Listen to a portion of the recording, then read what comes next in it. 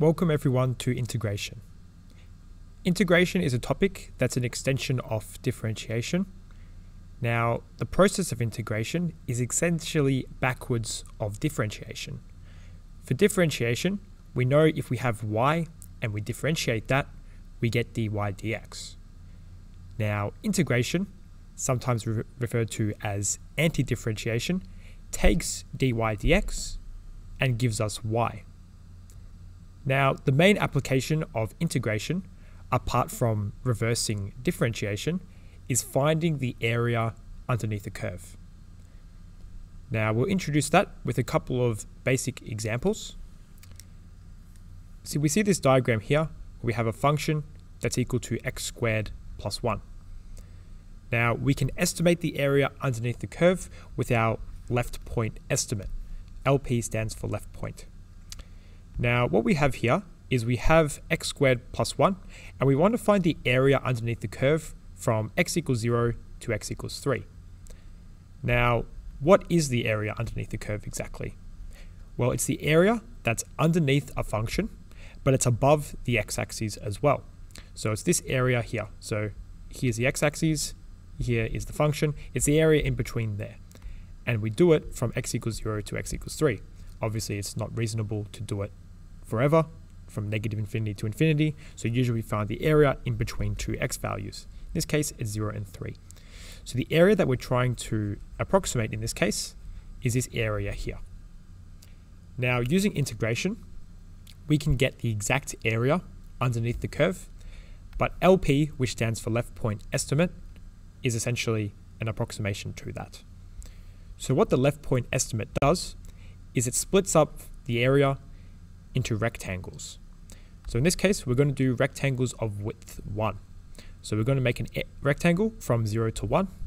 We're going to make a rectangle from 1 to 2, and we're going to make a rectangle from 2 to 3.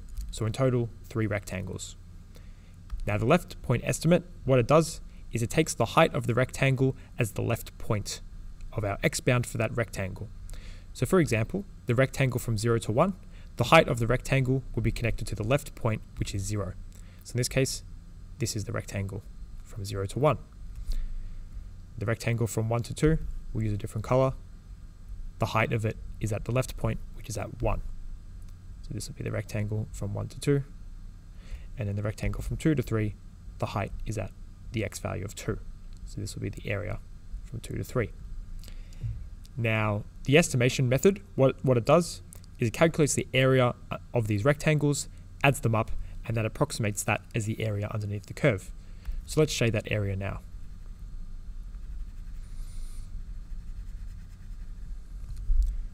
We can see that these rectangles somewhat resemble the area underneath the curve that we're trying to find, but you can see that it's a bit off. There's this area here, which is not accounted for. There's this area here, which is not accounted for. The small area there, which is not accounted for either. But that's why we call it an estimation. It's never going to be exact. So what we do is we calculate this. So let's say the area is equal to A1 plus A2 plus A3, where 1, 2, and 3 are the rectangles from left to right respectively. So A1 represents the rectangle from 0 to 1. The width of all these rectangles is 1. And hopefully we know the general area of a rectangle is just length times height, or base times height, however you want to look at it. So the base of all these is always 1. The height is just the height that we chose based on the left point. So the area of 1 would just be 1, which is the width, multiplied by the height, which is the y value at 0. So I just write that as f of 0. And the next one is going to be 1, which is the width, multiplied by the height, which is f of 1. And the last one is 1, multiplied by f of 2. And this will give us the estimate for the area. So if we simplify all these, remembering that our rule is x squared plus 1, it'll be 0 squared plus 1 plus 1 squared plus 1 plus 2 squared plus 1.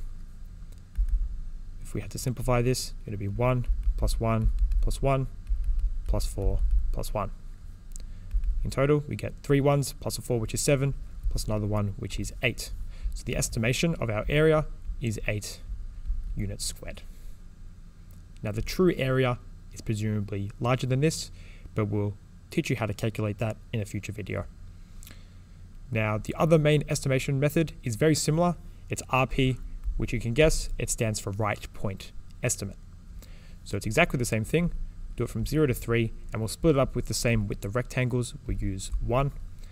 Now, the rectangles are defined by the height as being where the right point hits the curve. So that'll be this point here from the rectangle for 0 to 1. The next one, the height is at 2. And the next one, the height is at 3. So we can see that this is going to be a bit of an overestimation. So depending on your function, whether it's increasing or decreasing, in this case the function is increasing, the left point is an underestimate and the right point is an overestimate. And we could determine this based on the actual value underneath the graph, or we can just see based on the diagram. So if we wanted to estimate this area, again, it's going to be A1 plus A2 plus A3. But in this case, the first rectangle from 0 to 1, we don't multiply it by f of 0, we multiply it by f of 1 because we've got the right point now. So the calculation is very similar, except your y values or your height of your rectangles are going to be different. So let's evaluate this, keeping in mind that our function is x squared plus 1. So we've got 1 multiplied by 1 squared plus 1. Then we just continue this. Multiplying by 1 obviously makes no difference with the calculations, so that's why I just don't write it in. So it'll be 1 plus 1 plus 4 plus 1 plus 9 plus 1. So I've got 2 plus 4, which is 6, plus 1, which is 7, plus 9, which is 16, plus 1, which is 17. So the estimation of our area is 17 units squared. And we can see a very big discrepancy with the left point estimate. Now, the reason why there's such a discrepancy is because the width of our rectangles is relatively big. If we decided to use smaller width rectangles, we would get an area which is closer to the exact value of the area underneath the curve.